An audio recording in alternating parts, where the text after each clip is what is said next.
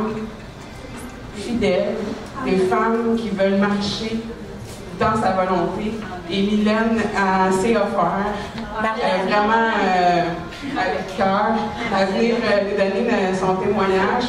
Je voudrais vraiment qu'on l'encourage parce que c'est vraiment extraordinaire. Cette femme vient de Québec et vraiment, elle a pris de son temps. En plus, son conjoint il est arrivé un accident hier et elle a dit non, moi je suis ici ce matin.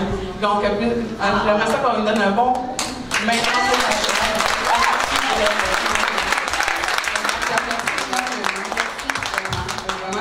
parce que c'est pas tous les femmes qui passeraient par-dessus et qui savent ce que Jésus veut et pas laisser l'ennemi gagner. Donc, je te remercie énormément d'être ici. Merci pour l'invitation. Vous êtes vraiment des femmes de foi. Ça se retourne sur une scène, hein? Amen. Y a-t-il moyen de juste le baisser encore? Parce que moi, je suis comme... Merci beaucoup. Alléluia. J'aimerais juste faire un mot de prière si ça ne vous dérange pas. Le Saint-Esprit me montrait qu'il y a des femmes qui sont ici, puis on est vraiment plusieurs, mais que certaines se sentent vraiment seules dans leur cœur. Et puis, je vais vous faire travailler. Pendant que je vais prier, j'aimerais ça, si vous êtes d'accord, qu'on se prenne la main, simplement comme signe d'amour, d'unité. Puis on est ensemble, on peut rester assis si vous voulez rester assis. Alléluia, Jésus. Seigneur, merci. Merci pour le cœur de ces femmes, Seigneur. Merci, Seigneur, parce qu'on sent tellement ton amour ici, Seigneur. Seigneur, merci parce que chaque fois j'entends la louange, c'est une louange du ciel ce matin, Seigneur, puis je me dis, wow! Seigneur, moi, j'aurais voulu que la louange continue tellement qu'on est bien, Seigneur, dans ta présence de la louange, Père. Seigneur, je te prie par ton Saint-Esprit que maintenant tu viennes ouvrir nos cœurs. Tu rouvres le mien en même temps, Seigneur, parce que quand on parle, le Saint-Esprit parle à travers notre bouche, Père, et on apprend autant nous-mêmes. Viens nous bénir de ta présence, Seigneur. Viens toucher nos cœurs, viens guérir nos cœurs, viens nous délivrer. Tu connais les désirs de mon cœur, à quel point je veux que ces femmes soient bénies, Père. Au nom de Jésus. Et Seigneur, en ton nom, Seigneur, je déclare que ce lieu appartient à l'Éternel. Je déclare qu'il n'y a aucune emprise de l'ennemi. Je lis tout esprit contraire à ta parole, Seigneur Dieu, et je déclare que l'Esprit Saint, Seigneur, agit avec puissance, Seigneur. Seigneur, merci pour tes dons, Seigneur. Seigneur, utilise-moi comme tu veux, Père. Je suis disponible au nom de Jésus, Père. Je te remercie. Amen. Juste pour me présenter un petit peu, c'est Jésus qui appelle. La touche avant l'enlèvement. Jamais ouvert la chute.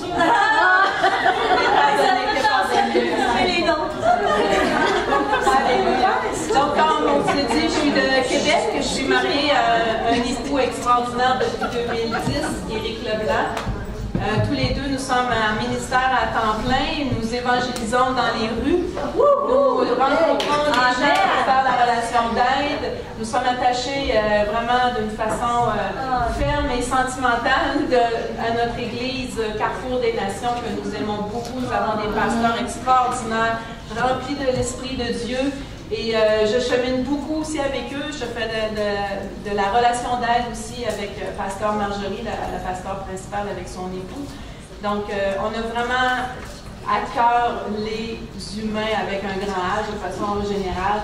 Et puis, on rencontre aussi des gens en privé parce que, pas vu qu'on fait de l'évangélisation de rue, il y a plusieurs églises qui viennent avec nous. Ce n'est pas une église que nous représentons en particulier. On représente les dominations qui veulent venir. Alors, il y a au-delà de 8 églises, des dominations différentes qui viennent. Et puis, on les coach et on leur montre comment venir aborder les gens dans les rues et on voit vraiment des miracles. Mais l'ennemi, il n'aime pas ça. Hein? Non. L'ennemi n'aime pas ça. Cette semaine, je vous dis, il va se passer vraiment de grandes choses ce matin parce que l'ennemi s'est déchaîné. Mon mari a tombé d'un échelle à la maison, pas très haut, mais c'était un accident banal, sauf qu'il s'est ramassé avec la cheville à 45 degrés. Et étant donné qu'on est habitué justement de marcher dans l'autorité du Seigneur, il a pensé tout de suite, dans le nom de Jésus, je te commande de te redresser. Je vous dis, mes sœurs, la cheville, elle a fait clac. Et voilà.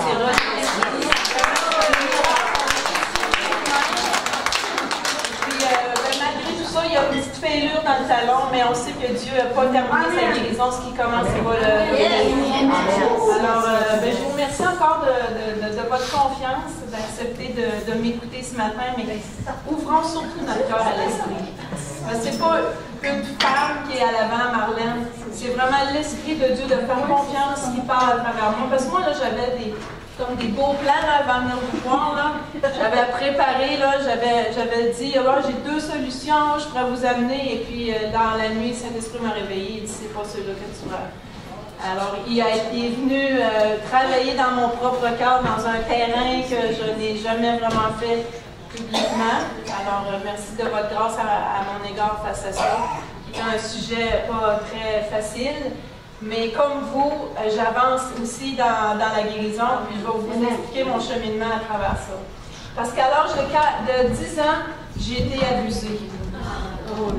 Et puis, vous savez, quand on est jeune, il n'y a pas personne qui s'attend à ça, il n'y a pas personne qui désire ça. Et surtout que moi, je ne comprenais pas ce qui s'était passé vraiment dans ma vie parce que je suis vraiment née dans une bonne famille. Je peux dire que j'ai vraiment des excellents parents. J'ai toujours dit que j'étais née dans Watt. Moi, des fois, je me dis, Seigneur, comment je peux faire pour aider les gens? Parce qu'il y a des gens que je sais, ils ont tellement vécu des choses difficiles. Puis moi, il me semble que, tu sais, j'étais bien encadrée. Mes parents, je vais juste donner un exemple, ils voulaient que je rentre à 14 ans, j'avais ma petite mobilette, j'allais voir mes amis, village voisin, puis il fallait que je revienne avant qu'il fasse noir. Alors imaginez la frustration d'une adolescente à 14 ans aujourd'hui. Je pense qu'on ne pourrait plus vraiment demander ça, mais je voyais vraiment l'amour de mes parents, puis je remercie vraiment mes parents de m'avoir éduquée dans un encadrement comme ça. Malheureusement, il y a eu une faille dans ma vie, dans le sens que même si on a la meilleure éducation, même si on a le meilleur encadrement, ça ne veut pas dire qu'on est exempt de toutes sortes de choses. Et puis, c'est ça, c'est qu'à l'âge de 10 ans, je me suis ramassée dans un endroit où vous savez, quand on est jeune, hein, même on parle des fois d'abus chez les plus petits enfants. Les enfants, c'est qui n'aime pas se faire chatouiller? Hein? On aime ça se faire chatouiller, on approche l'enfant, on le chatouille, puis c'est allé trop loin. Puis c'est pas été quelque chose qui était comme si loin dans l'acte en soi, mais mon message est pour dire qu'il n'y a jamais de futilité. Il y a des actes qui sont vraiment inacceptables, bien sûr, peu importe s'il était plus loin ou moins loin, parce que moi, ça m'a occasionné un traumatisme. Et ce qui s'est produit, c'est que je me suis renfermée sur moi-même, même si j'étais une personne qui était très joyeuse, que j'avais beaucoup de petits amis, eh bien, ça a créé une blessure de rejet aussi dans mon cœur, parce que je ne comprenais pas, donc en tout cas dans mon langage à moi, c'était comme mal aimé et ça a occasionné un rejet. Même si j'étais une petite personne débrouillarde, fonceuse, très active, mes parents n'ont jamais eu de crainte envers moi. J'ai toujours trouvé une solution à tout problème qui m'arrivait dans la vie. Je les surmontais. Mais ça a laissé rentrer des peurs au cours de la route à cause de cet événement-là. Et ces peurs-là, c'est, juste pour vous donner un exemple, moi, vu que j'ai été abusée vers une catégorie X de personnes, bien, moi, c'est un homme, je les ai tous mis comme dans le même paquet. Et pour vous donner un exemple, quand j'étais rendue jeune adulte, je faisais de la route et mon patron voulait venir avec moi. Et puis, étant donné que, là, j'avais un masque, de toujours être joyeuse et tout ça, mais il y avait quelque chose à l'intérieur de moi qui souffrait, il y a quelque chose qui n'a pas été guéri.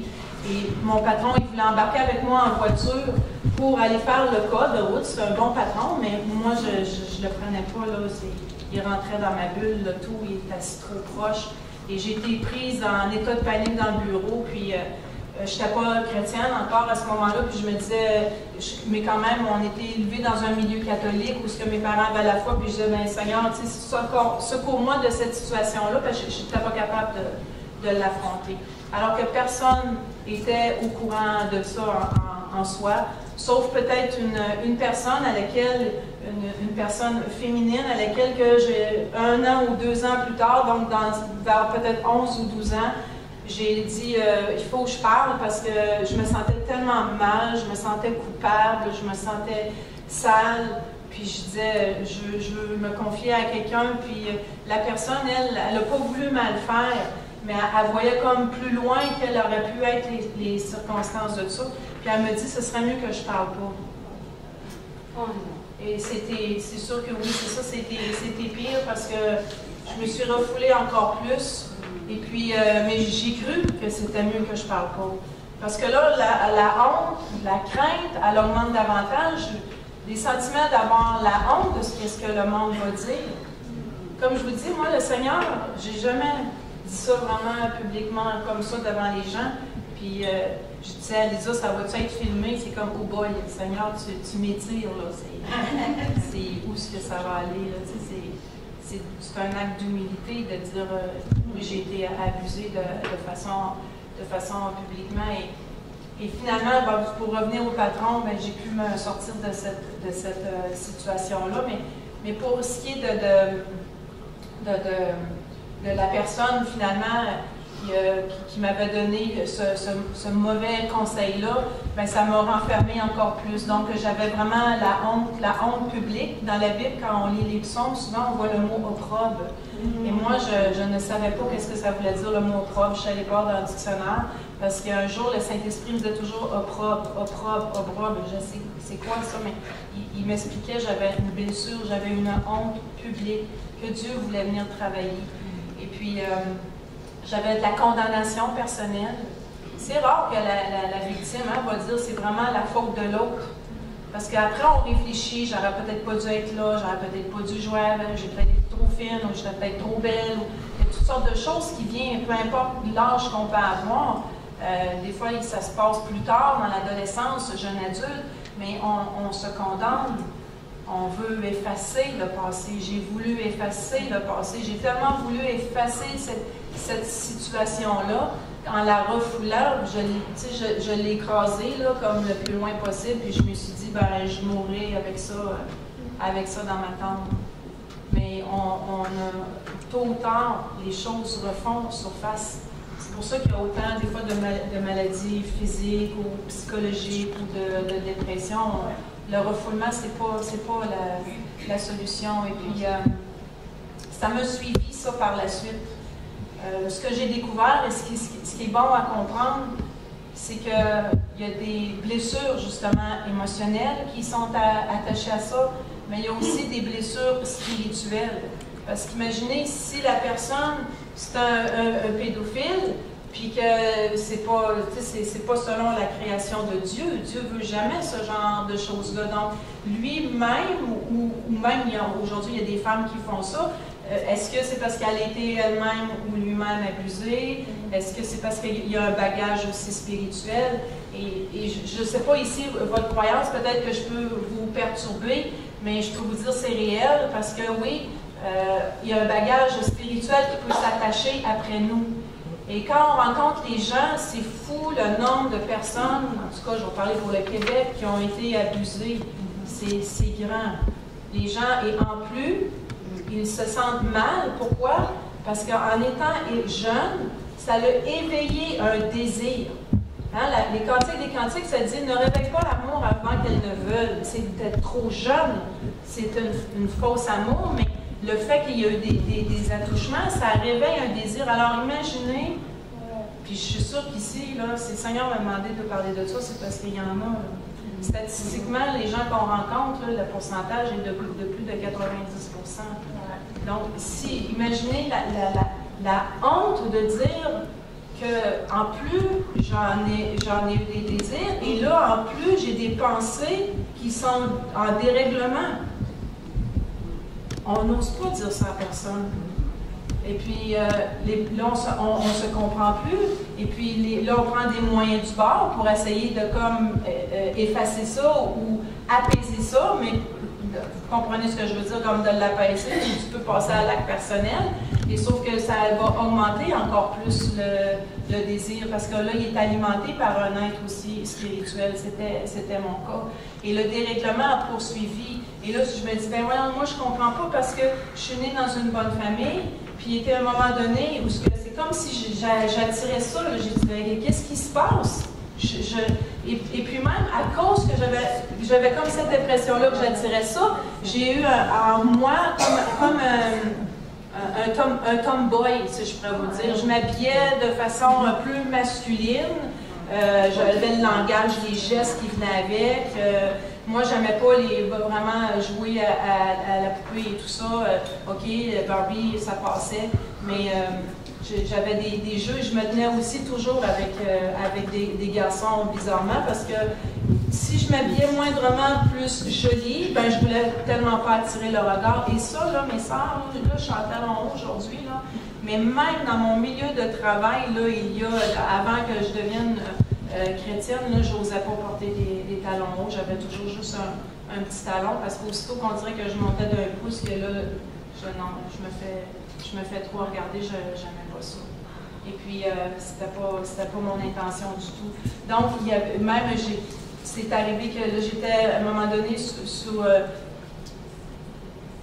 auprès de des personnes où il y en a certains que là, c'était récurrent, ils revenaient, puis j'étais jeune encore là, à ce moment-là, j'étais dans la préadolescence, puis j'osais pas dire non. Et là, j'ai prié Dieu, il dit, il faut que tu me sortes de là, je ne sais pas comment, Seigneur, mais sors-moi de là. La prière, il n'y a rien de plus important dans la vie chrétienne, mais même avant d'être chrétien, on s'aperçoit que Dieu entendait nos prières, Dieu voyait notre cœur, Dieu voit notre souffrance, Dieu voit notre cri. Il n'y a jamais un cri qui est inutile. Dieu a tellement pensé à tout, là. Quand je dis Dieu, c'est Jésus, hein, la Trinité, le Père, le Fils et le Saint-Esprit. C'est important qu'il a tellement pensé à tout qu'il y a même un verset qui dit que le Saint-Esprit intercède pour nous par des soupirs inexprimables. Alors, quand on a des soupirs inexprimables, ça veut dire qu'il y a une douleur profonde qui sort des entrailles, et il a même prévu que ce genre de prière-là est efficace. Alors, si ce genre de prière-là est efficace, à plus forte raison que quand on parle à Dieu, il nous entend vraiment. Je veux vraiment vous donner cet espoir-là que Dieu nous entend. Il n'y a rien qui est laissé à terre. Excusez-moi. J'ai eu aussi des problèmes d'identité. Comme je vous dis, j'avais une petite fille qui était refoulée en moi. Alors, qu'est-ce qui arrive quand on a un genre de traumatisme? C'est comme un verre d'eau, un verre d'eau. Tu remplis le verre d'eau qui est comme ta personnalité. Puis s'il y a un trop plein, il faut qu'il y ait dans un autre verre d'eau. Mais souvent, les gens, ils ont des peurs, ils ont des craintes qui les attirent tout le temps. Et dans le fond, c'est la blessure de la petite enfance, de la petite fille qui n'a pas été guérie. Puis c'est comme elle veut toujours protéger la grande. Là. Moi, j'ai eu ça là, dans ma vie. Là. Le Seigneur, il a fallu qu'il me délivre de ça. Puis je vais vous donner les clés tantôt même. Moi, on me dit, Marlène, ça serait bon que tu donnes des clés. Mais j'ai dit, oui, je vais donner des clés. Je vais même vous faire travailler, vous allez voir.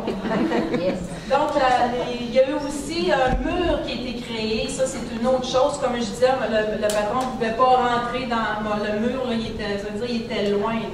Il y en a qui ont un mur grand comme ça. Ça va jusqu'en haut. Dernièrement, il y a une personne qui est vraiment en feu là, pour le Seigneur, vraiment. Mais sans même qu'elle s'en rendait compte, on a découvert qu'elle avait un mur, c'était au-dessus, en dessous, des côtés. Puis dans le fond, le Saint-Esprit ne peut pas venir travailler. Souvent, on n'entendra pas la voix de Dieu parce qu'on a choisi de se protéger, de créer un mur ou des masques, si on peut appeler. Et puis ça l'empêche même le Saint-Esprit de venir nous toucher. Donc, parce qu'on s'est dit, OK, Dieu, là, tu peux venir là, mais pas certains domaines de notre vie. C'est pour ça qu'il est si patient avec nous. Mais le pas de foi, c'est toujours nous qui va devoir le faire. C'est jamais Dieu qui va nous forcer à faire quoi que ce soit. On est des fois comme des petits oiseaux sauvages dans le creux de sa main. Et puis le Seigneur, il veut qu'on prenne notre envol. Mais il faut vraiment qu'on choisisse de venir manger dans le fruit de sa main. Donc, j'ai eu un mur de créer. Et puis, mais il y a des racines, des fois, que moi, quand on me disait, tu te souviens-tu de ça quand tu étais jeune? Puis je disais, non, mais, ah oui, OK, mais je devais avoir 10 ans. Moi, là, on dirait que ma vie, là, il y a eu 10 ans. Puis après, il y a comme plus aujourd'hui, tu sais. Ça, c'était comme un indice, là. J'ai toujours tellement voulu le renflouer que j'en ai perdu la mémoire sur beaucoup de détails de ma jeunesse, alors que dans ma jeunesse, il y a eu beaucoup d'autres événements heureux. Vu qu'on était familial, nous, toutes les occasions étaient bonnes pour être ensemble, rassembler, fêter la fête des mères, la fête des pères, Pâques. On était toujours ensemble parce que dans le quartier où que je vis, on vivait presque tous dans la même rue, donc c'était vraiment le fun pour ça. Et puis, notre corps est composé de l'esprit, de l'âme et du corps. Hein? Alors, on est trinitaire comme Dieu. Si on n'est pas né de nouveau, c'est-à-dire notre esprit est vide, souvent les gens vont sentir un vide en soi, mais parce que d'abord, ils ne sont pas nés de nouveau. Il y en a des fois qui ont adhéré à une religion. Il y a des gens que j'ai vus, ça faisait longtemps qu'ils venaient à l'église, ils pensaient qu'ils étaient sauvés, mais ils n'étaient pas sauvés. Il y a un vide en eux. Il y a l'âme. L'âme, c'est quoi notre âme? C'est notre personnalité, c'est nos émotions, c'est ça qui nous amène en action. Et ça, pour vous le prouver, dans la Bible, ça dit dans 1 Thessaloniciens 5,3, « Car le Dieu de paix vous sanctifie lui-même tout entier. » Alors, on a un corps entier. « Que tout votre être, esprit, âme et corps soient conservés irrépréhensibles lors de l'avènement de notre Seigneur Jésus. » Alors, on s'entend que notre corps n'est pas irrépréhensible dans le sens qu'il a été affecté. Jésus, lui, a eu l'enfance comme idéal. Il y avait la maman idéale, une sainte femme, il y avait le papa idéal, Joseph qui était dirigé par l'Esprit. OK, on s'en va en Égypte. Marie, elle avait, OK, on revient dans le territoire. Ils obéissaient à Dieu. C'était des gens vraiment remplis d'amour pour leur fils Jésus. Puis ils étaient remplis d'amour aussi pour l'humanité. Puis on voit aussi même dans le livre de Luc, on parle très peu de l'enfance de Jésus, à part à l'âge de 12 ans. Mais que Jésus grandissait en stature et en force et en sagesse. Alors on voit que Jésus grandissait bien dans son identité. C'est sûr, c'est le Fils de Dieu, il est parfait, c'est Dieu. Mais nous, c'est pas notre cas. Hein? Alors notre âme est souvent, justement, a été un petit peu meurtrie dans notre enfance. Donc, les conséquences, j'avais des pensées qui étaient vraiment infectées. Je vous donne un exemple. Étant donné que, à travers tout ça, j'ai été victime de manipulation psychologique. J'ai eu aussi un premier mariage où c'était très difficile. Et puis, quand on a un système de pensée, puis qu'on a des murs de créer, je vous donne juste un exemple. Si maintenant, vous allez me comprendre, là, on veut me donner un cadeau, j'ose pas le prendre parce que j'ai l'impression que je dois quelque chose. Des fois, il faut réfléchir, pourquoi que je pense comme ça? Parce que c'est un mensonge, c'est pas biblique. Dieu, il donne gratuitement. Alors, nous aussi, on doit donner gratuitement, premièrement, nous-mêmes, on donne gratuitement sans attendre en échange. Mais à cause qu'on a été manipulé, si je te donne de quoi, après, je vais venir te demander, puis je suis comme dans une mauvaise position, fait que je crée des murs, je veux plus rien accepter. Donc, c'est un des exemples, dans le sens que les pensées aussi sont infectées à travers ça. D'autres personnes dans le courant de ma vie me manipulaient. Si j'avais cette comme identité-là de victime, ça veut dire qu'il y avait des choses sans que je m'en rende compte en moi qui se dégageaient et que ça permettait aux manipulateurs, aux manipulatrices de s'approcher. Donc, j'ai déjà eu un autre travail où ça m'a amené même au burn-out parce que la personne, elle me manipulait continuellement. Dans le fond, elle m'intimidait, mais j'avais tellement peur, j'étais pas capable j'étais déjà remplie de refoulement, j'étais pas capable de venir me défendre dans ces choses-là. J'étais prise aussi par les pensées impures à travers ça aussi, des problèmes d'estime reliés à tout le questionnement. Vous savez, quand l'ennemi, là, même quand on est chrétien, l'ennemi vient, c'est dans nos pensées. Est-ce que tu crois que vraiment Dieu t'aime? Est-ce que tu crois qu'il veut vraiment t'utiliser? Oui, un plan pour toi, mais c'est-tu un grand plan? Il y a toutes sortes de pensées. Et puis, si on ne stoppe pas ces pensées-là, ça prend de plus en plus d'ampleur. Je me rejetais moi-même dans les situations. Donc, vu que je me rejetais moi-même, à ce moment-là, ça permettait d'ouvrir la porte au rejet. Que les autres personnes aussi me rejetaient. On l'a déjà entendu, ça, que souvent, quand on est une personne rejetée, on rejette aussi les autres personnes. Donc, moi, des fois, j'abandonnais carrément mes amis, là, je les rejetais. J'avais une certaine relation avec des amis, mais pas très longtemps, parce que je trouvais que quand on commençait à trop me connaître, je changeais d'amis. Je ne voulais pas avoir de relation en profondeur avec les gens, hommes ou femmes. Donc, j'avais vraiment, on n'était pas capable de me prendre dans les bras. J'étais figée, là, comme une barre. Ça, autant pour l'homme, c'est sûr, mais même pour la femme. Pourquoi? Parce que j'ai été aussi blessée par l'identité de la femme. Et puis, à travers, je fais peut-être comme un petit peu de coq à l'âne, mais à travers la foi chrétienne, ben, je vais vous dire comment j'ai accepté le Seigneur, mais pour comprendre ce bout-là, c'est pour venir guérir ça. Moi, le Seigneur, il a mis mon ami Laurence qui est ici.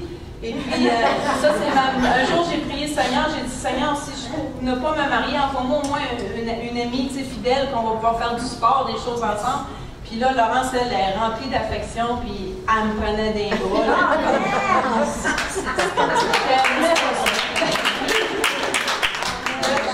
La guérison commençait à travers mon ami, et puis dans les centres d'achat, je parlais à personne, ça n'avait pas de bon sens comment j'avais la bête. C'est un miracle, mes soeurs, que j'évangélise aujourd'hui, je peux vous le dire. Elle a vu l'évolution en moi, vous témoigner. Mais je parlais pas à personne, puis aujourd'hui, je fais des farces dans les magasins. Fait que si même quelqu'un me rejette ou est offusqué, ça me blesse pas en soi. Je comprends que c'est pas moi, là, que c'est Jésus. J'ai eu un cheminement à travers ça. Mais bon, je sais pas combien de fois qu'il a fallu qu'elle me prenne dans les bras là, pour que ça casse. Puis Laurence, elle a vraiment un don, c'est le don de joie à travers les hôpitaux. C'est un don extraordinaire. Donc, quand elle va près des personnes souffrantes, je veux dire, elle les fait rire, elle leur parle du Seigneur à travers ça, mais tout ça pour dire que moi, je n'avais pas là, la joie. Là. Donc, Dieu peut utiliser n'importe quel outil. Si je ne comprends pas d'une certaine façon, il va passer par un autre chemin. C'est ça qui est extraordinaire avec le Seigneur, et c'est d'être ouvert vraiment à l'Esprit, qu'est-ce qu'il veut nous dire. Et puis, dans le cours de mon cheminement, toujours, quand je suis jeune adulte, j'ai essayé toutes sortes de choses pour arriver à guérir. On savait quand on n'a pas le Seigneur dans notre vie, on essaie toutes sortes de choses. Et puis, je suis allée même au cégep, j'avais des idées suicidaires, je m'en souviens. Puis, j'étais celle dans la classe qui posait le plus de questions. J'étais celle qui était intéressée. J'aimais vraiment la carrière, je m'en allais faire et tout ça. Donc, puis, j'étais celle qui aimait les gens avec qui on était, mais j'avais mon masque, puis les gens ne savaient pas que je souffrais. Et à travers cette souffrance-là, ben, je me camouflais. Donc, et j'ai découvert un cours au cégep, puis là, je me suis dit, ben, vu que c'est le cégep, ça doit être vraiment vrai, toutes ces choses-là. Parce que déjà, dans ma jeunesse, j'avais touché à certaines choses, mais au moment du cégep, c'est revenu, c'est qu'il donnait un cours sur la vie après la mort. Donc, il parlait de la parapsychologie, tout ça. Puis moi, j'ai appris après que même à l'université, il y a des cours de ça. Ben, j'ai dit, ça veut dire que ça existe vraiment, l'au-delà. Et j'ai voulu en savoir plus. Donc, je suis allée toucher à une thèse pendant tout le long du cégep. J'ai eu une note A. J'ai pas eu A+, mais à cause des fautes d'orthographe. Mon professeur a tellement été emballé par l'étude que j'avais faite sur les médiums, parce que moi, tous les dimanches, c'est spécial, hein, j'allais voir mon oncle qui est à médium. Normalement, le dimanche, c'est à l'église qu'on va. Mais moi, je ne sais pas pourquoi, en tout cas, j'allais chez mon oncle, puis lui, il me disait tout ce qui se passait dans l'au-delà. J'ai vécu des expériences spirituelles là-bas. Une fois où ils m'ont dit que c'était mon grand-père qui m'avait touché l'épaule, mais c'est pas mon grand-père qui avait touché l'épaule, c'est un esprit qui venait de rentrer dans mon corps.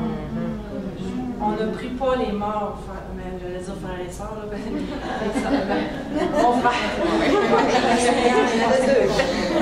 Parce que moi, je ne sais pas ici c'est quoi votre croyance, peut-être que je peux vous percuter là, dans votre croyance, mais c'est tellement faux, la Bible est claire, de mémoire c'est dans Deutéronome, là, je l'ai lu le verset là, dans mon témoignage la semaine passée au Café Chrétien. On ne prie pas les morts, ça rouvre des portes spirituelles. Et moi, ben, on priait ça, les morts. Et même là, à l'école, il y a des amis, j'ai attiré tout ça. J'ai un ami qui avait des problèmes parce qu'il y avait toujours un revenant, un petit garçon qui venait dans sa maison.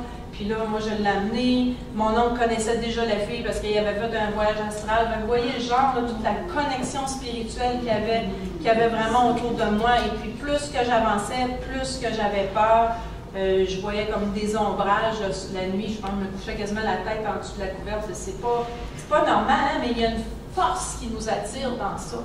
Mais gloire à Dieu, parce que l'Esprit de Dieu est plus fort.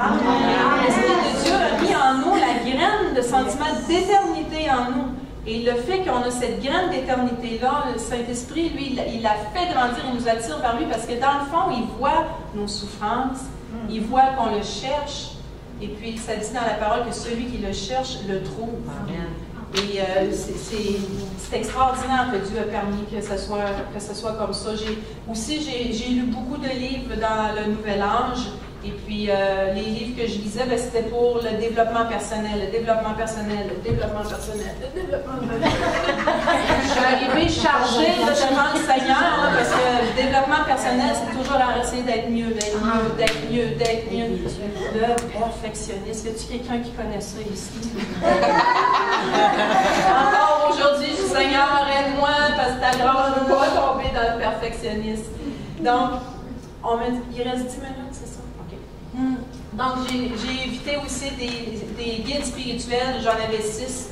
Alors, quand j'ai accepté le Seigneur en 2003, qu'est-ce qui s'est vraiment passé dans ma vie? Il reste 10 minutes, je voudrais vous conter cette partie-là, puis après, je voudrais vraiment vous expliquer les clés à travers mon cheminement, ce que j'ai découvert et ce qui m'a vraiment amené une guérison. Parce que je suis complètement en amour avec le Seigneur Jésus, j'y ai donné ma vie au complet, je veux vraiment plus aller ailleurs. C'est extraordinaire la vie d'abondance qu'il nous promet. C'est réel. Je suis ici pour vous dire c'est réel.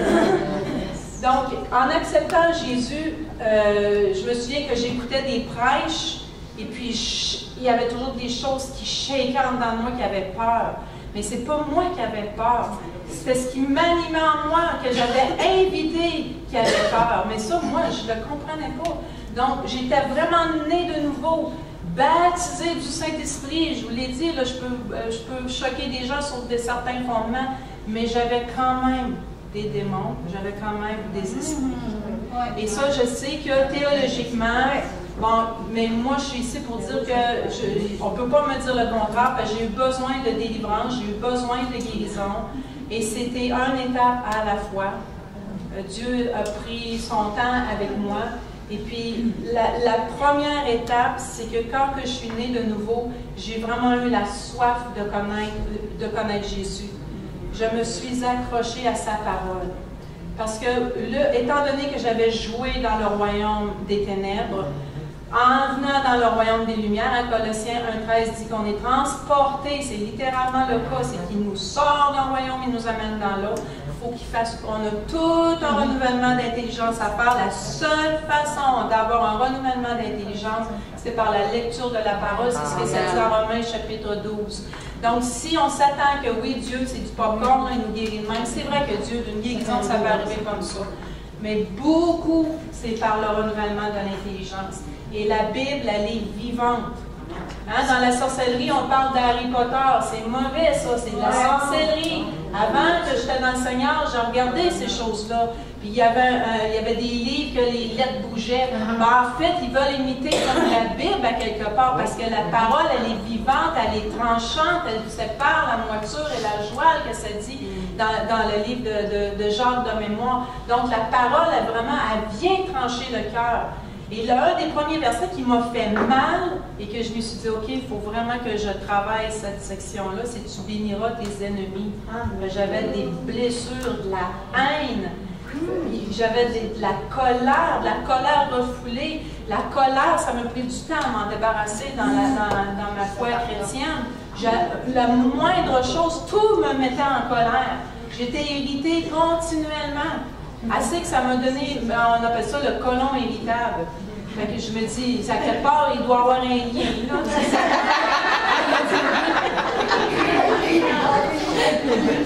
Et puis, ben, j'avais à un moment donné, il me reste combien de temps?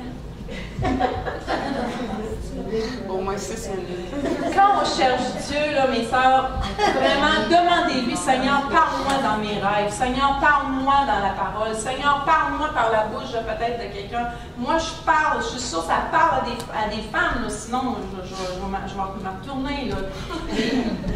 Dieu, quand il parle, ça tranche et c'est là qu'il y a la guérison. Et si on obéit à ça, parce que j'avais le choix quand Laurence me prenait dans les bras de dire, là, arrête, je ne veux plus que tu fasses ça, c'est fini.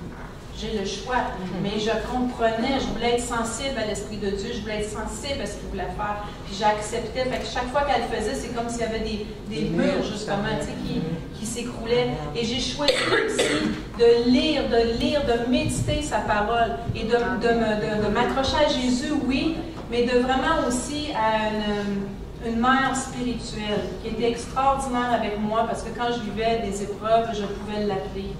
Il ne faut pas rester seul.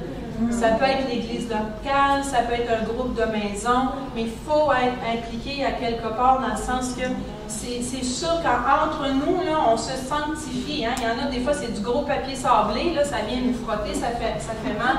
Mais c'est vraiment ce cheminement-là à travers ça, ça m'a amené tout le long des guérisons. Les blessures occasionnent toute la colère, les frustrations. Je vous donne un autre exemple. À un moment donné, avec mon amie Laurence, parce que je n'étais pas mariée encore avec mon époux Éric, on a décidé d'aller faire un voyage aux États-Unis. C'était ardu parce que je sortais d'un accident de moto, et j'avais le pied encore très, très gros et tout ça. Et puis, il y a eu comme un malentendu. On a rien à la maison, puis on s'en va chacun de notre bord. Là, on avait le choix, on ne s'en reparle plus jamais, là, c'est fini. Mais là, moi, là, je priais, Seigneur, je suis blessée, ça m'a fait mal. Puis là, je vidais mon cœur. Oui, c'est bon de vider son cœur, il faut être honnête avec le Seigneur. Il faut vraiment lui dire comment on se sent. À un moment donné, j'ai entendu l'Esprit de Dieu me dire, elle aussi, elle a mal. Et moi, ça a changé ma perception. Hein. J'ai pris le téléphone, je l'ai appelé, je disais, je savais pas, t'as mal. Oui, puis elle a mal, on s'est réconciliés. Puis là, elle pensait en tout cas que j'en voulais, moi je pensais qu'elle m'en voulait. L'ennemi, là, il fait tout là, pour venir nous diviser et venir nous détruire. Avant notre vie chrétienne, puis encore plus pendant notre vie chrétienne. Donc, je me suis accrochée à sa parole, je me suis accrochée au mouvement de l'Esprit qui me montrait des choses à travers les gens autour de moi de confiance. Je ne me suis pas confiée à tout le monde. J'ai appris à me confier vraiment, comme je vous disais, à une personne en particulier. Parce que quand je vivais du tourment, des choses, ben, à ce moment-là, elle pouvait prier avec moi. J'ai pris aussi des cours pour apprendre plus qui est Jésus. Parce que plus qu'on creuse dans la parole de Dieu, moi, je ne sais pas si vous, ça vous fait ça, mais on dirait que moi, j'en sais. Parce que plus que je vois l'immensité du cœur de Dieu, à quel point il veut nous aider. Il y a une nuit où quand j'ai accepté le Seigneur, moi j'ai failli tout perdre. Mes enfants, ma maison, j'ai perdu ma job, j'ai le chum avec qui j'étais, je l'ai perdu. Fait que c'était quasiment tout qui a passé. J'avais plus le choix. Là. Il me restait Dieu, il me restait Jésus, ou bien je coulais avec tout ce que j'avais perdu. Et j'ai vu, j'étais en burn-out, en dépression. Dieu, il m'a guéri, il m'a parlé à travers sa parole, une étape à la fois, mais je me suis tellement accrochée à lui. Puis les temps s'en viennent difficiles, on n'aura pas le choix de s'accrocher à lui. Je ne peux pas, même pas m'accrocher après ma meilleure amie. Ma meilleure amie ne peut pas s'accrocher après moi. Il faut vraiment s'accrocher à Jésus. Parce que des fois, je ne sais pas si ça vous est déjà arrivé, là, on vit quelque chose de difficile, puis mettons, on va confier à l'homme, puis on a une réponse comme plate qui sort. Mais c'est voulu de Dieu. Quand on comprend ça, pourquoi? C'est d'arrêter de toujours se tourner vers l'homme et de se tourner vers Dieu. Ça m'a pris du temps à comprendre ça. Mon soeur avait une épreuve, je prenais le téléphone. Le jour, la ligne, ah, réponds pas! Il a fallu que j'avance. Je voudrais terminer la première section avec quand je parle que l'Esprit de Dieu veut venir travailler en nous. J'ai parlé tout à l'heure que j'avais vraiment comme effacé mon passé. À l'âge de 40 ans, on fait un anniversaire surprise de juste 4-5 femmes intimes. Et là, j'ai 40 ans, c'est ma fête, c'est le temps de se réjouir, hein, c'est une fête surprise. Et les émotions sont là. Mais pendant le souper, j'ai quelque chose qui monte. Et j'ai accepté de le laisser sortir. Et ça m'a pris 6 mois, même en disant cette phrase-là, où je pleurais à chaque fois que je le disais. J'ai dit, on a volé ma jeunesse. Et le fait qu'on a volé ma jeunesse à 40 ans, là, je l'ai dit pour la première fois à quatre sœurs vraiment avec lesquelles j'étais proche. Hein, Jésus, il y avait Pierre Jean-Jacques, avec lui qui était proche. J'avais 4 sœurs qui étaient les plus proches. Et j'ai accepté que l'Esprit le sort. Parce que si je ne l'aurais pas dit, il n'y aurait pas eu encore le commencement de la guérison de tout ça. Donc, c'est de vraiment, soyez attentifs à ce que l'Esprit veut faire en vous. Quand il se passe des choses, demandez tout de suite au Seigneur, qu'est-ce que tu veux m'apprendre, Seigneur, à travers ça? Parce qu'il n'y a pas de hasard avec Dieu. Il n'y a jamais de hasard. Et puis j'ai eu une rechute en 2016 par rapport au rejet.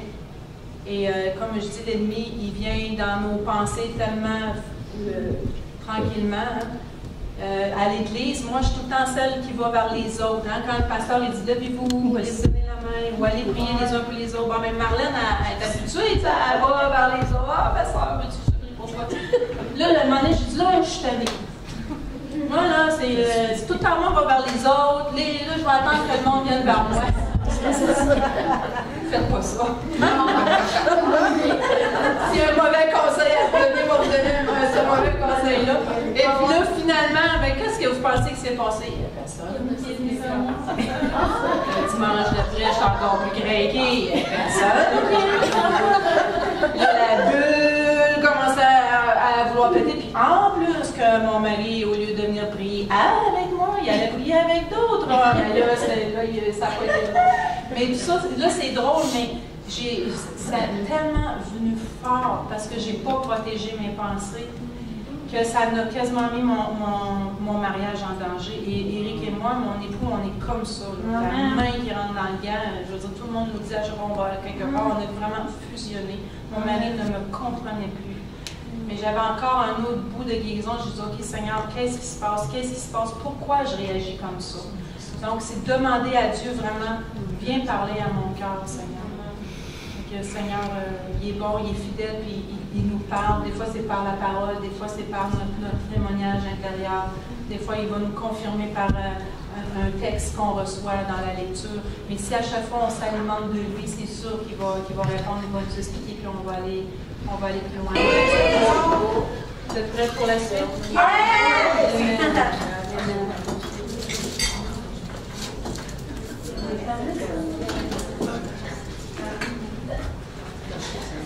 Alors, quand j'ai accepté Jésus en 2003, il a bouleversé ma vie. Il y avait une Marlène genre à 7h01, puis une nouvelle Marlène à 7h02. Et j'étais dans une assemblée. Moi, je ne savais même pas dans le fond qu'est-ce que je faisais là. Comme je disais, j'étais en burn-out et je me suis aperçue que finalement, c'était un témoignage comme il y avait ici. Et puis, ça me touchait, ça m'interpellait. Moi, j'ai toujours aimé Jésus dans ma vie. J'ai toujours prié le Seigneur. Je lui demandais de me protéger dans mes péchés. C'est pas drôle, hein, quand on est tout peuplé.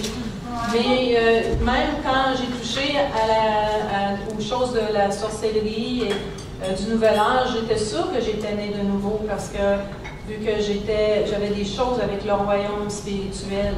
Mais quand je lisais l'Évangile de Jean au chapitre 3, que Jésus, lorsqu'il rencontre le Nicodème, le juif religieux qui va le voir de nuit parce qu'il a peur de ce que les autres vont dire, il n'était pas né de nouveau, il ne comprenait pas qu'il fallait naître de l'esprit. Et moi, je pensais que, bon, l'expression naître de l'esprit, ça voulait simplement dire de communiquer, tu sais, avec le monde des esprits, tout ça. Et j'étais vraiment très loin. Et puis, je me suis aperçue finalement à l'Église que Dieu était loin dans ma vie et que j'avais vraiment besoin de lui.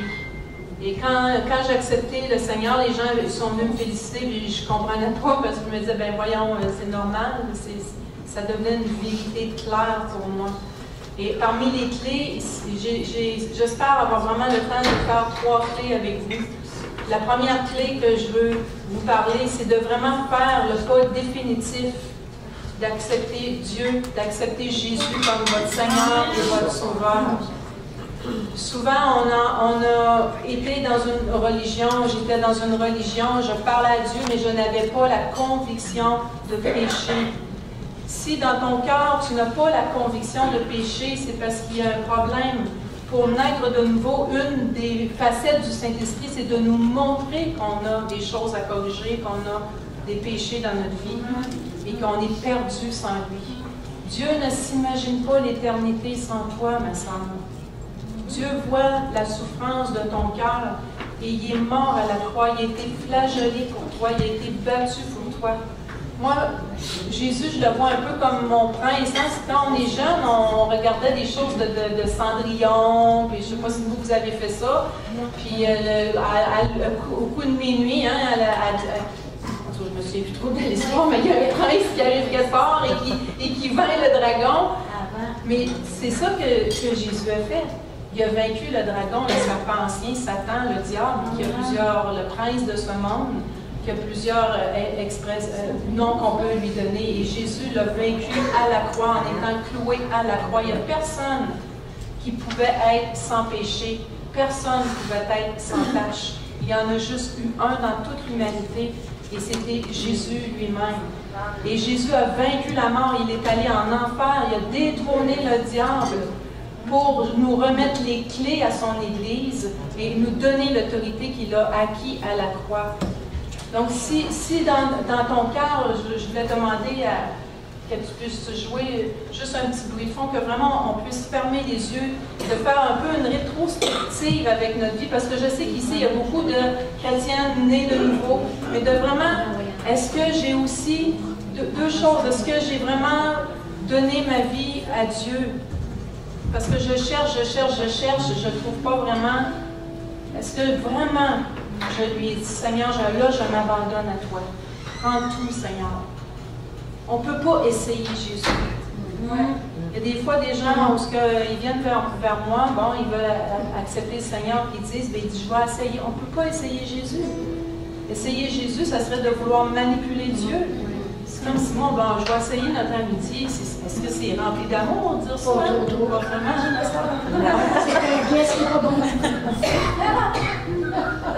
C'est de vraiment. Je vous demanderais qu'ensemble, on puisse faire une rétrospective. Seigneur, montre-moi où est-ce que j'en suis rendu dans ma vie, Seigneur. Est-ce que j'ai plein de décisions que j'ai prises sans toi, Seigneur? Est-ce que j'ai fait des choses contre ta volonté? Peut-être que même tu as peur. Des fois, on a peur. Et beaucoup de gens ils ont peur. Ils disent, qu'est-ce qui va m'arriver si je t'accepte? Qu'est-ce que tu vas me demander si je t'accepte? Fais-lui confiance. Il veut se manifester à toi dans ta vie. Donne-lui entièrement tout. Si cette première étape-là n'est pas faite, tu ne peux pas faire les autres étapes. Ta vie va se teigner, ça va devenir un lac qui n'a aucune vague, aucune vallée, alors que lui il promet des fleuves d'eau vive qui vont couler et jaillir jusque dans la vie éternelle. Le Seigneur me montrait sur mon cœur qu'il y a des gens qui se questionnent, est-ce que Dieu peut vraiment faire quelque chose pour moi? Est-ce que ce que j'ai fait, c'est trop horrible? Je ne suis pas capable de me pardonner moi-même. Comment que Dieu pourrait me pardonner? Mais son amour pour lui est sans fin. Il t'aime d'un amour éternel. Il est le héros qui est mort à la croix pour t'avoir comme son épouse, son égale.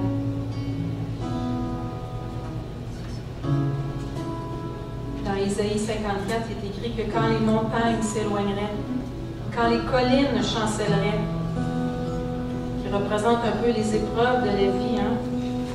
Même si ça bourdonne partout autour de moi, le Seigneur dit, mon amour ne s'éloignera point de toi. Mon alliance de paix ne chancellera point, dit l'Éternel. Il a compassion de toi. Malheureuse, battue de la tempête, et que nul ne console, voici, je garnirai tes pierres d'antimoine, et je te donnerai des fondements de saphir. Je ferai des créneaux de rubis, tes portes d'escarboucle et toute ton enceinte de pierres précieuses. Dieu veut changer ton vêtement de tristesse, veut changer ton vêtement de deuil, ton vêtement de honte, et il veut te donner un vêtement blanc, un vêtement pur, rempli de pierres précieuses. C'est pas compliqué d'accepter Dieu dans notre vie. L'homme à la croix, il a juste dit, souviens-toi de moi. Il n'y avait pas de prière spécifique. C'est simplement une attitude de cœur. Tu peux simplement lui dire, Seigneur, je t'ouvre mon cœur. Je sais que tu frappes à mon cœur. Je te demande pardon, Seigneur, pour tous les péchés que j'ai commis. Je te demande pardon d'avoir fait ma vie à ma façon. Je te demande pardon même de t'en avoir voulu, Seigneur, parce que ces choses-là sont arrivées dans ma vie. Viens, Seigneur, prends mon cœur. Emporte-moi dans tes bras d'amour, Seigneur. Au nom de Jésus. Merci, Saint-Esprit, que tu touches. Seigneur, je veux te demander pardon, parce que j'ai déjà fait ce genre de prière. Mais je ne t'ai pas tout donné, Seigneur, parce que j'avais peur. Maintenant, ce matin, Seigneur, je te donne tout. Prends tout, Seigneur. Et merci que tu m'apprivoises comme cet oiseau dans le creux de tes mains, à l'ombre de tes ailes. Merci, Jésus. Saint-Esprit, je te prie de me toucher maintenant. Alors qu'on a mangé, on s'est régalé, on a partagé, on a eu une communion ensemble. Dieu veut la même communion avec toi. Ne viens pas auprès de lui avec des formules préparées. Viens comme tu es, il t'aime comme tu es. Il veut te faire avancer de gloire en gloire. Merci Jésus. Alléluia Jésus. Merci Père.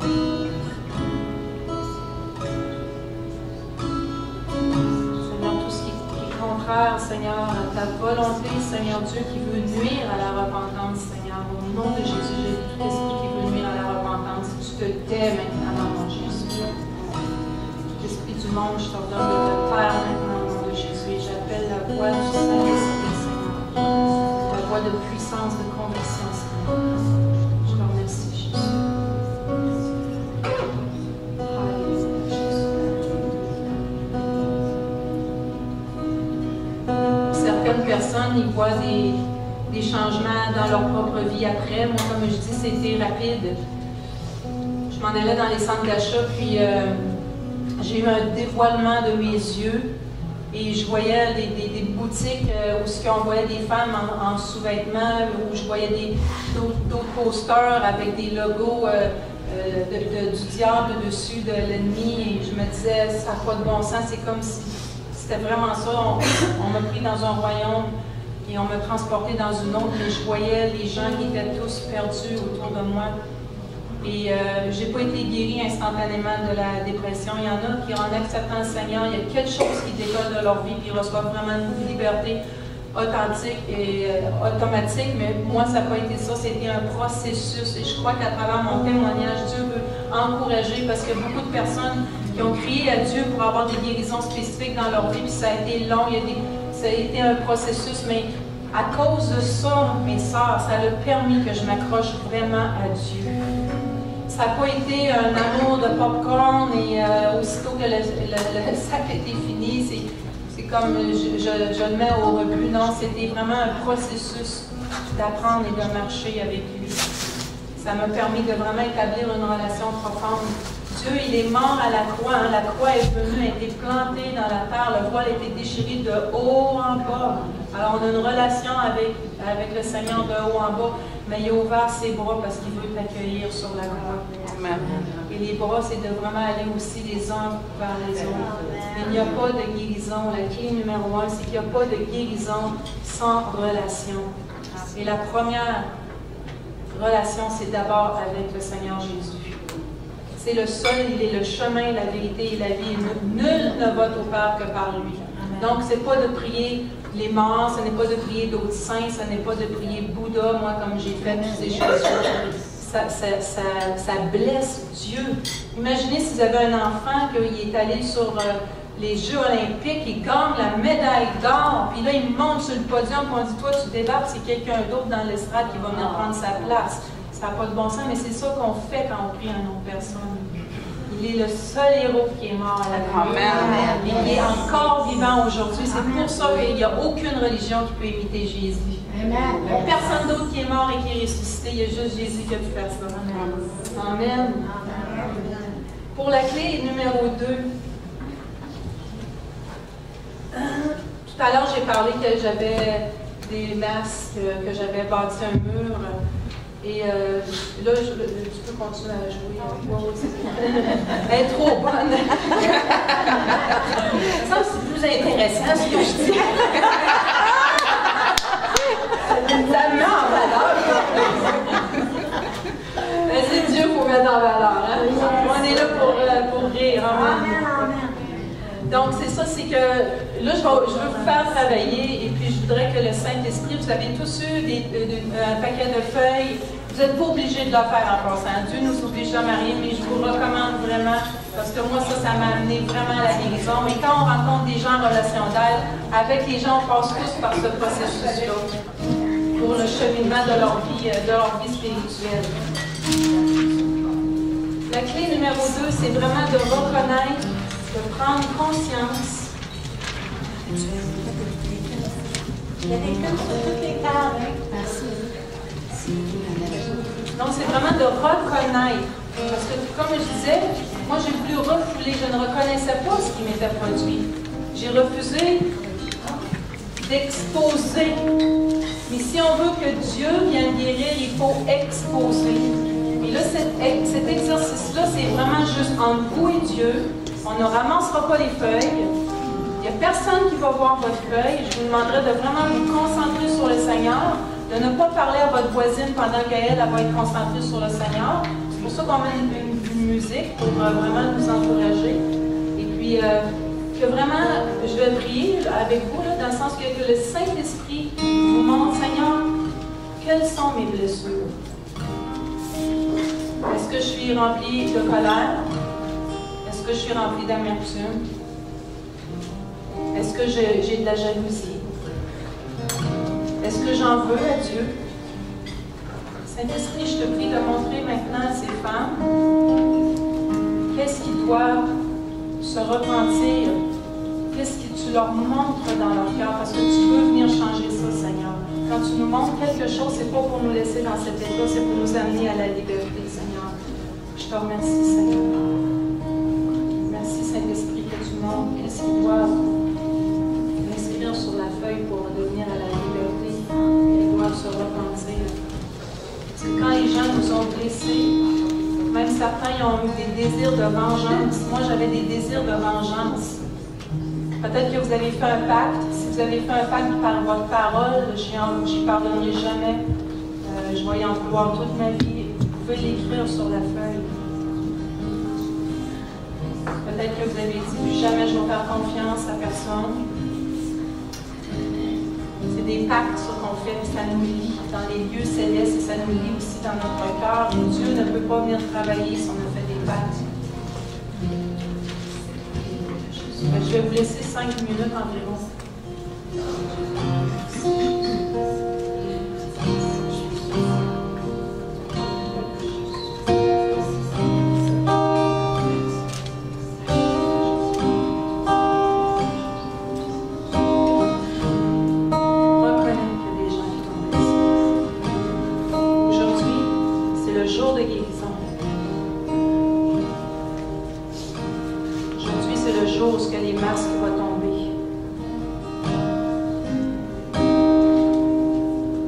Parle, Seigneur, sur ta feuille.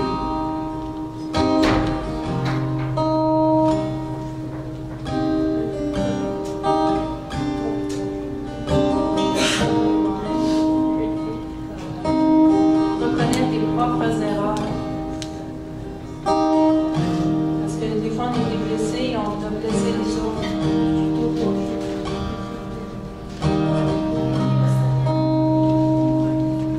La repentance, c'est un acte d'humilité.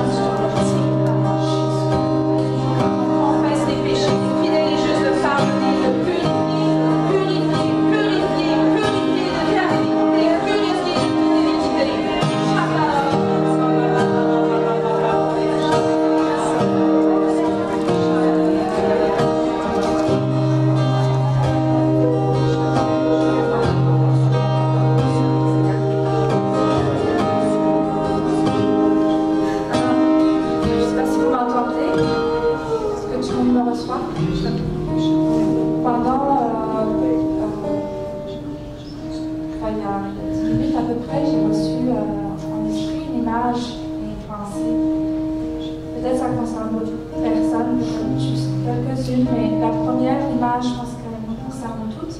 Je voyais en fait une image remplie de ténèbres, et je pense que ça représente le monde, tel qu'il est, un monde de ténèbres, et il y avait, on était toutes, en fait, des bougies.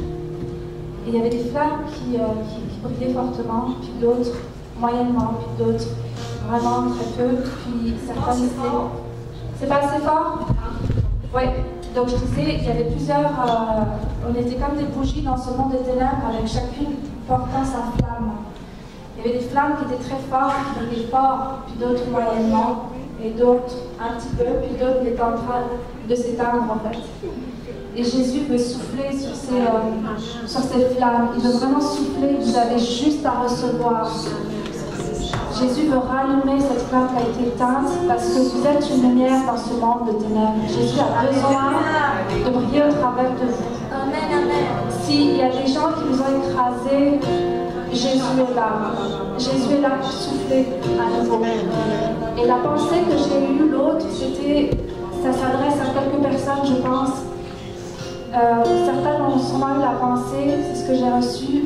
Comment peux-tu m'utiliser, Jésus? Je suis brisée. D'autres pensent, je ne sers à rien. Ma vie est trop mal gagnée. Je ne peux pas te servir, je ne peux rien faire pour toi. Et Jésus dit, c'est pas mensonge, c'est faux. Parce que moi, je suis fort, je me révèle dans ta faiblesse. J'ai quitté un monde de richesse pour me faire... Je me suis fait pauvre. J'avais de l'honneur, de la gloire, je suis descendue, j'ai été humiliée, méprisée. Et pourtant, j'ai vaincu le monde. Tu peux vaincre le monde toi aussi. Enlève de ta tête ce mensonge que tu ne peux pas servir Dieu, tu ne peux pas le représenter, qu'il ne peut pas t'utiliser. C'est un mensonge qui vient de l'Église. Dieu a des plans pour toi et Dieu veut t'utiliser. Le seul obstacle qui existe, ce n'est pas Satan, c'est ce mur dont parlait Marlène. Accepte de faire tomber le mur maintenant. Tu n'as pas besoin de cette protection que tu avais eue dans le temps quand tu ne connaissais pas Jésus. Maintenant que Jésus est là, accepte de faire tomber les murs. Il va te protéger, fais-lui confiance.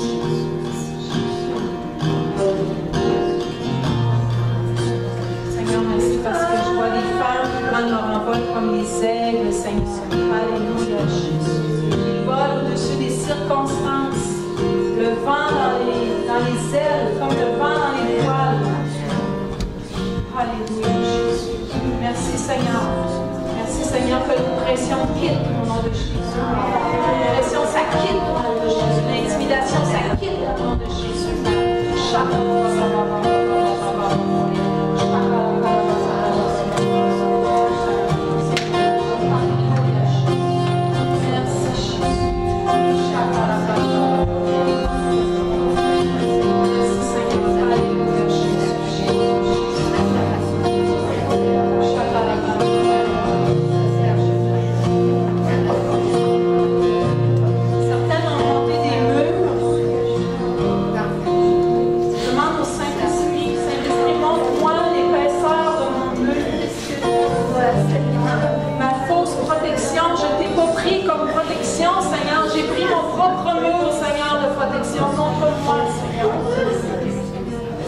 Va vous montrer le mur, peut-être même la sorte de matériau, ça a l'air drôle, mais c'est pas dans votre imagination. Le Saint-Esprit veut te montrer. Certains, c'est des murs de briques, d'autres, c'est des murs de bois. Merci, Seigneur.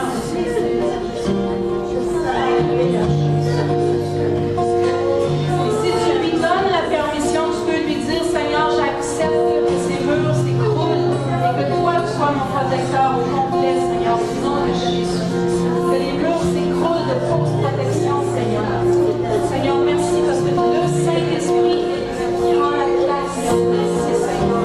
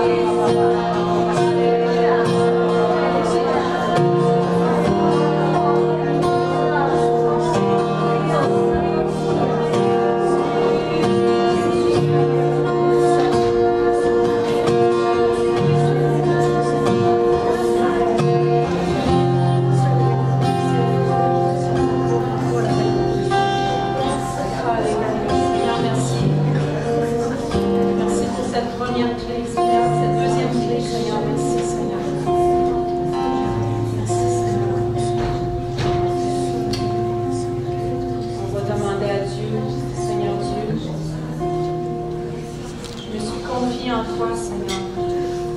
Montre-moi la vision. Gardez vos yeux fermés.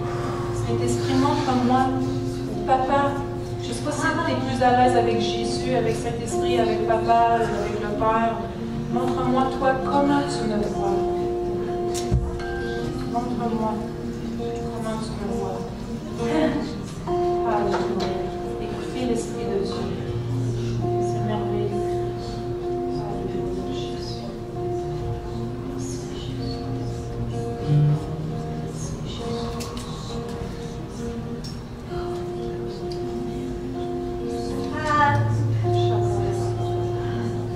Le Seigneur est bon. Alléluia, Jésus.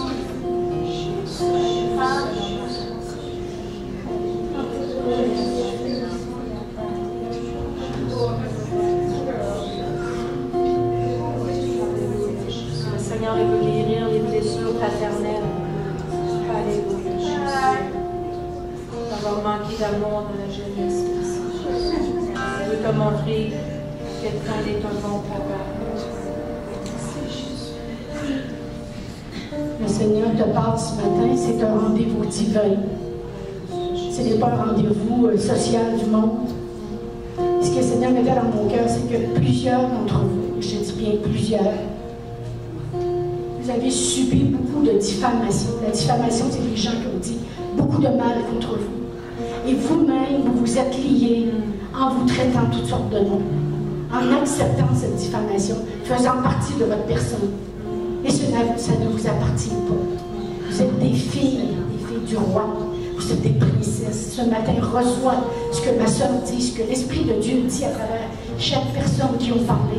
Que tu es une princesse de Dieu. Tu n'es pas moins que rien. Tu n'es pas un nom, on entend les noms. Vous savez, chienne, charogne, des choses comme ça. Moi-même, j'ai été traitée comme ça jeune. Mais ça, c'est fini. Mais je sais ici aujourd'hui qu'il y a des gens que vous croyez que vous êtes vraiment ça. Et vous n'êtes pas ça. Reçois ce matin cette libération qui vient de Dieu, qui te dit que tu es une princesse, qu'il t'aime. Il ne regarde pas ce que tu as fait au passé, il regarde à ton cœur. Exactement, une nouvelle identité comme ma soeur dit. Reçois ce matin, ma soeur. Demain ne vous appartient pas. La minute qui suit ne t'appartient pas. Tu peux sortir et te faire frapper par une voiture et mourir. Ne remets pas demain. Ça, c'est la procrastination. C'est un péché. C'est ce que le diable veut qu'on fasse. Oh, demain, je vais le faire. Oh, dans 10 minutes, je vais le faire. Non. Non, le souffle de Dieu est là, mais il peut être retiré. Recevez, mes soeurs, recevez pour être plus forte et faire l'œuvre que Dieu vous a appelé à faire depuis des années et vous vous êtes toujours reculés à cause de ce problème de diffamation qui est sur votre vie. Et je veux lier tout esprit de diffamation dans le nom de Jésus-Christ de Nazareth. Oh, le retourner en enfer, d'où il vient, Seigneur, et même je veux les envoyer, ces esprits dans les lieux arides que Dieu a préparés pour eux. Et je relâche l'esprit de Dieu qui est là, un esprit d'amour, de pardon, un esprit qui est fidèle, c'est le Saint-Esprit de Dieu. Soyez bénis. Amen. Oh!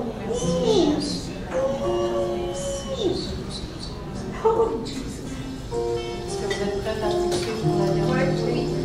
Pas trop dur? Ça va bien. La lumière est restaure. Amen. La troisième clé qui a été un processus dans ma vie que j'ai découvert, c'est la clé du pardon.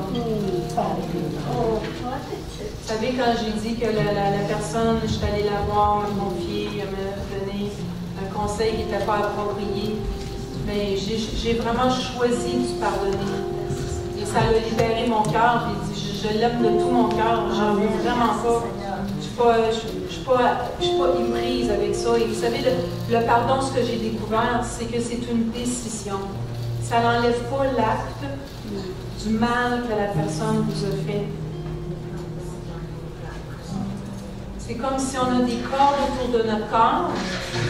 Dieu veut nous bénir, mais on n'est pas capable de prendre les bénédictions parce que nos bras sont attachés. Vous comprenez l'exemple? Et si je choisis de pardonner, même si je n'ai pas encore les émotions, j'ouvre mes bras et je reçois tout ce que Dieu veut me donner avec. Et après, les émotions viennent s'installer dans le cœur. Il y a des gens, il a fallu que je dise, peut-être 100 fois, je choisis de lui pardonner dans le courant de plusieurs années. Parce que des fois, il y a des personnes, ils reviennent encore nous blesser, mais je choisis encore de lui pardonner. Donc le pardon, c'est vraiment, c'est pas d'excuser l'autre personne, c'est pas ça le pardon. Le pardon, c'est pas non plus de « oh, on oublie, c'est pas grave ». Le pardon, ça n'excuse pas, ça n'enlève pas le geste. Ça n'engage pas non plus nécessairement à rétablir une relation. Beaucoup de personnes me demandent « mais si je pardonne, est-ce que je suis obligée de rétablir une relation ?» Non, ça ne veut pas dire. Le Seigneur va le montrer s'il y a un contact qui doit être fait ou quoi que ce soit. Ce n'est pas non plus de la tolérance au péché. Si on choisit de pardonner à une personne, ça ne veut pas dire qu'on doit continuer à se faire subir les blessures ou les paroles de mort. Comme ma soeur a parlé, les paroles de mort. Le pardon n'empêche pas non plus les conséquences. La personne va avoir les conséquences à régler avec ça. Donc, si vous pouvez soit prendre une autre feuille ou soit à l'envers, que vous l'écrivez, c'est comme vous voulez. Et puis, vous pouvez, on va demander au Saint-Esprit, Saint-Esprit, c'est à qui que j'ai besoin de pardonner. Si vous vous sentez prête, vous inscrivez le nom de la personne. Puis, moi, je peux vous dire, là, quand j'ai fait la première fois de ma vie cet exercice-là, j'ai dû en avoir pendant 40 ans. Alors, c'est bon, tu dis. Mais je le dis, oui, parce que les gens pensent que c'est dramatique. Devant Dieu, tout est possible, hein? Alors, ça dépend. Il y en a qui n'ont pas beaucoup. Alors, moi, j'en avais beaucoup. Puisqu'on avance avec le Seigneur, la liste, elle diminue. Gloire à Dieu.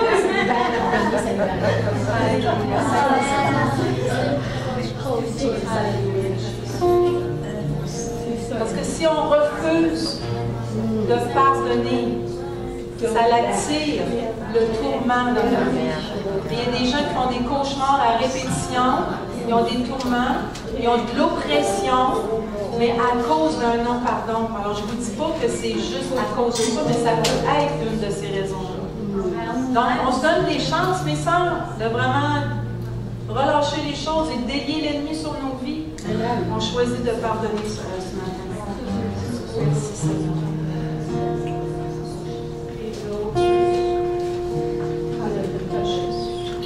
Saint-Esprit, je te prie de nous montrer les personnes. Alors, vous pouvez marquer sur la feuille, je choisis de pardonner à, puis vous pouvez indiquer les noms.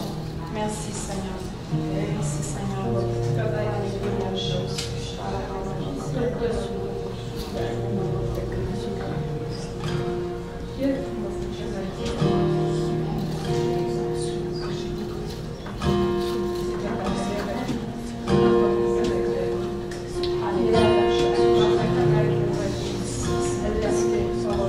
Ça prend du courage. Tu es une femme courageuse. C'est ton identité. Tu es remplie de courage.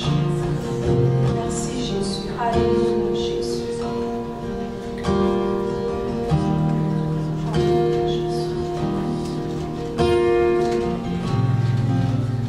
Lorsque tu pardonnes à quelqu'un, c'est écrit dans la parole que Dieu aussi te pardonne.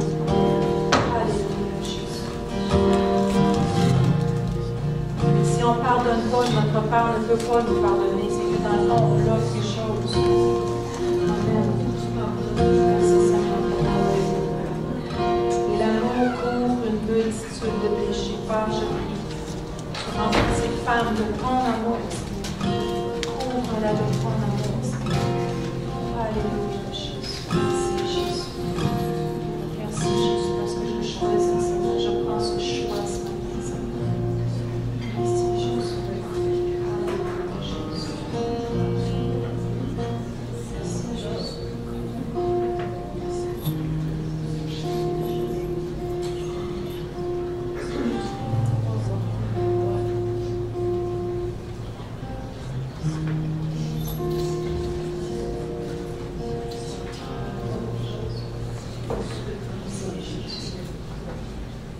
Dieu, il croit que toi.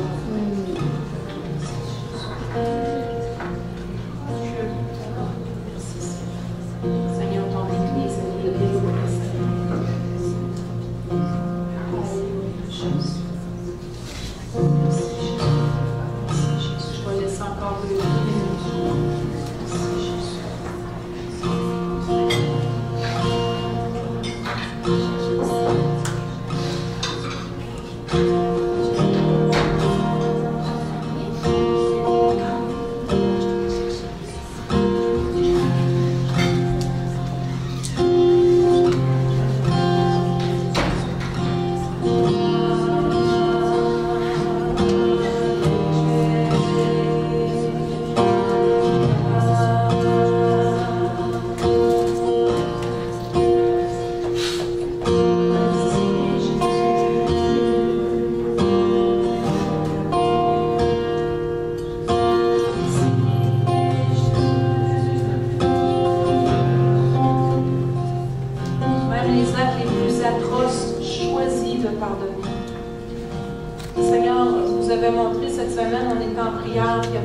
d'une personne même qui était victime de viol.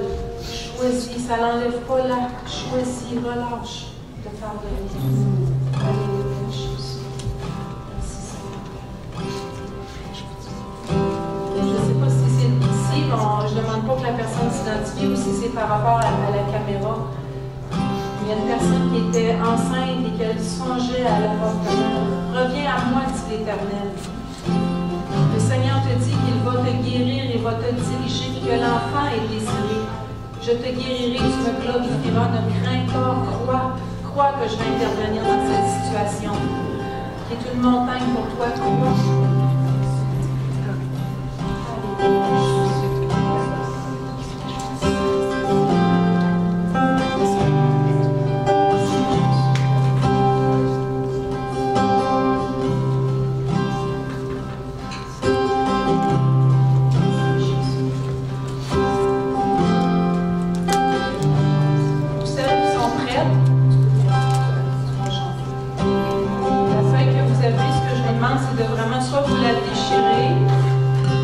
Votre passé, c'est fini. Ça dit que quand on a confessé les choses, Dieu nous pardonne, nous purifie. Et comme si c'était à la croix, vous pouvez faire le geste symbolique de venir, soit vous le chiffonnez, vous le déchirez, puis vous venez le porter dans la corbeille. Ça va au rebut, au fin fond de l'enfer. C'est votre passé, c'est fini. Ça ne revient plus dans votre vie. Vous avez choisi, vous êtes des femmes victorieuses. Merci Seigneur. Merci Jésus. Alléluia, Jésus.